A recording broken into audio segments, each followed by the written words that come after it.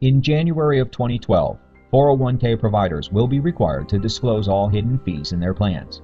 What does this mean for employees and employers? Well, many employees will be shocked to discover that they've been paying far more than they thought to participate in their plan. Many employers will face employee anger and frustration, along with the increased possibility of litigation, leaving them confused, frustrated, and possibly with an increased lack of trust for their plan provider. Now, until these statements start releasing, it is impossible to know what each plan fee amounts are, but a clear picture of the different types of fees and expenses your plan could be charging is beginning to surface. There are three types of expenses related with 401k plans. There are the expenses and fees charged by the 401k plan provider. There are expenses and fees charged by the investment company providing the investment, in most cases a mutual or bond fund. Lastly, there are the expenses incurred by the employer providing the benefit for their employees. Let's start with investment company fees because they typically account for the highest percentage of total fees and expenses. First, there are sales charges, commonly referred to as upfront loads on purchases. These are actually commissions paid to the brokers selling the funds. These commissions could be as little as 0 with something like an index fund to as high as 6% with a managed fund. The number one fund in America is the Growth Fund of America Large Cap Growth. Their sales charge is 5.75%. Coincidentally, they have also been one of the worst performing funds in recent years. Why are they still the number one fund in America? Because they pay the highest commissions to the brokers selling funds. Now, there's also a 12b1 fee of 0.25% that the fund keeps. So for every dollar you invest in the fund, you're charged 6% up front, month after month, year after year, before you make a dime. The fund also has a 0.69% annual operating expense fee. These are the fees that we know about. However, there is a laundry list of other fees mutual funds are currently not required to disclose, but could include shareholder service fees. These are things like charging you to answer your questions over the telephone, custodial expenses, legal expenses, accounting expenses, transfer agent expenses, and other administration expenses. Then there are purchase fees. The fund charges you a fee above the broker's commission that they keep when you buy shares. Account and maintenance fees, exchange fees charged when you transfer to another fund within a fund family, and redemption fees, a fee charged when you sell shares.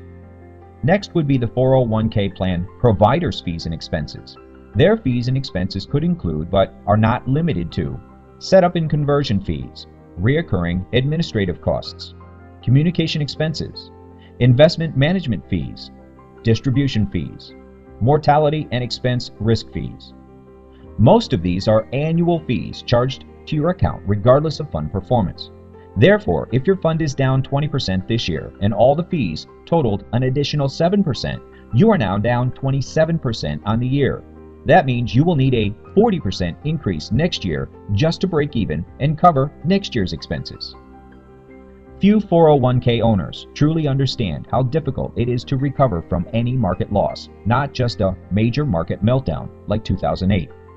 If you have $100,000 in your account and the market drops by 50%, your account balance drops to $50,000.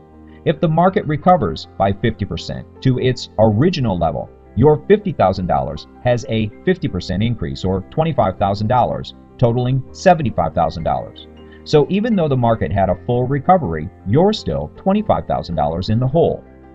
This is a picture of the Dow from 1935 to 2011. Coming out of the Great Depression, we can see from 1935 to 1950, the Dow traded in a channel, achieving no real growth. From 1950 until 1965, there was explosive growth. From 1965 until 1982, again, it traded in a channel.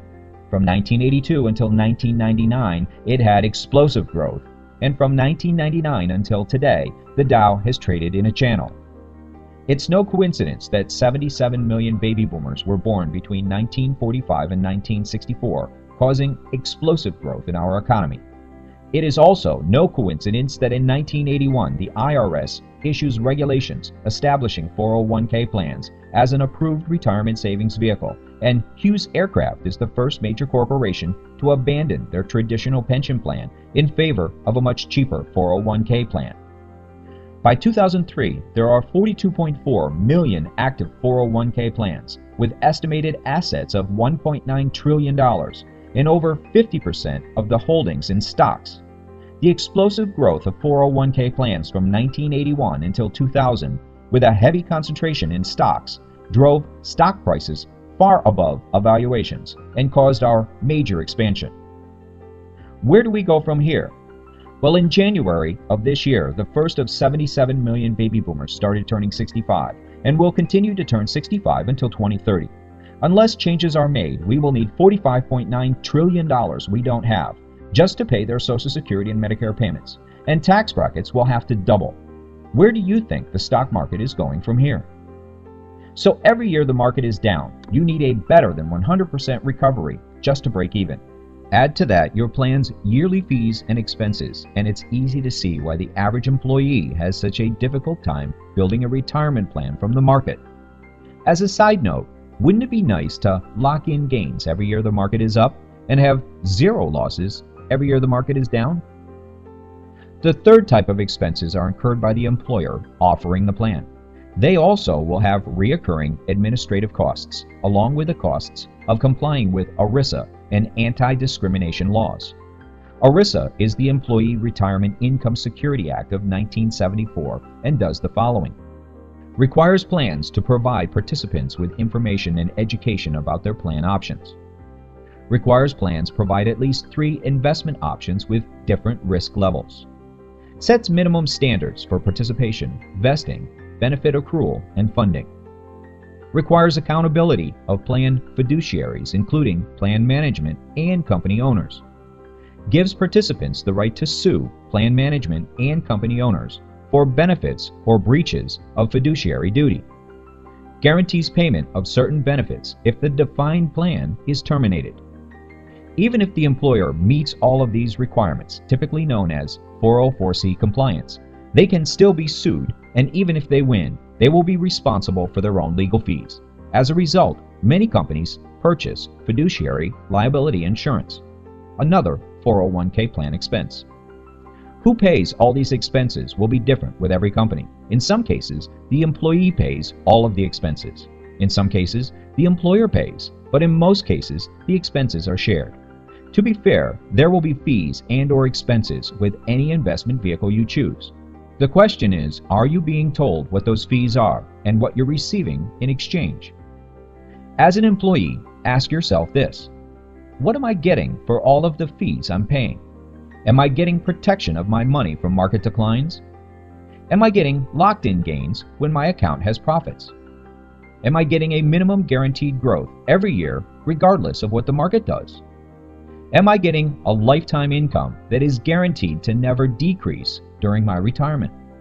If not, does it make sense for me to explore other options? As an employer, ask yourself this: am I prepared for possible litigation when fee transparency becomes a reality? Are there other litigation exposures my plan provider isn't telling me about? Should I be educating my employees on non-401k alternatives? And if I don't, could it expose me to future litigation, even though it's not a requirement of ERISA? Would it make sense for me to have documented evidence that I've offered non-401k alternative education to my employees? Could educating my employees on alternatives be the right thing to do for my employees and my company?